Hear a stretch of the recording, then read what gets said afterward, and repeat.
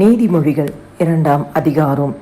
என் மகனே, நீ உன் செவியை ஞானத்திற்கு சாய்த்து உன் இருதயத்தை புத்திக்கு அமைய பண்ணும் பொருட்டு நீ என் வார்த்தைகளை ஏற்றுக்கொண்டு என் கட்டளைகளை உன்னிடத்தில் பத்திரப்படுத்தி ஞானத்தை வா என்று கூப்பிட்டு புத்தியை சத்தமிட்டு அழைத்து அதை வெள்ளியைப் போல் நாடி புதையல்களை தேடுகிறது போல் தேடுவாயாகில் அப்பொழுது கர்த்தருக்கு பயப்படுதல் இன்னதென்று நீ உணர்ந்து தேவனை அறியும் அறிவை கண்டடைவாய். கர்த்தர் ஞானத்தை தருகிறார்.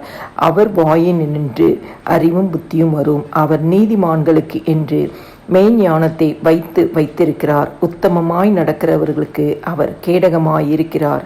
அவர் நியாயத்தின் நெறிகளை தற்காத்து தம்முடைய பரிசுத்தவான்களின் பாதையை காப்பாற்றுகிறார். அப்பொழுது நீதியையும் நியாயத்தையும் நிதானத்தையும் சகல நல்வழிகளையும் அறிந்து கொள்வாய். ஞானம் உன் இருதயத்தில் பிரவேசித்து அறிவு உன் ஆத்துமாவுக்கு இன்பமாயிருக்கும் போது நல் யோசனை உன்னை காப்பாற்றும், புத்தி உன்னை பாதுகாக்கும்.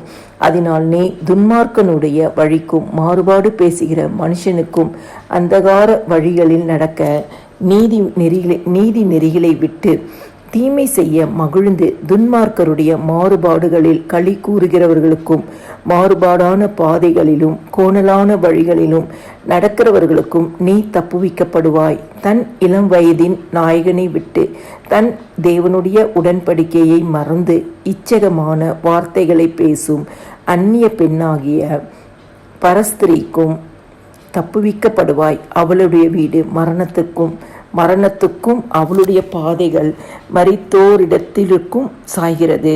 அவளிடத்தில் போகிறவர்களில் ஒருவரும் திரும்புகிறது இல்லை, ஜீவ பாதைகளில் வந்து சேருகிறதும் இல்லை. ஆதலால் நீ நல்லவர்களின் வழியிலே நடந்து நீதிமான்களின் பாதைகளை காத்து கொள்வாயாக. செவ்வையானவர்கள் பூமியிலே வாசம் பண்ணுவார்கள், உத்தமர்கள் அதிலே தங்கியிருப்பார்கள். துன்மார்க்கரோ பூமியிலிருந்து அறுப்புண்டு போவார்கள், துரோகிகள் அதில் இராதபடிக்கு நிர்மூலம் ஆவார்கள்.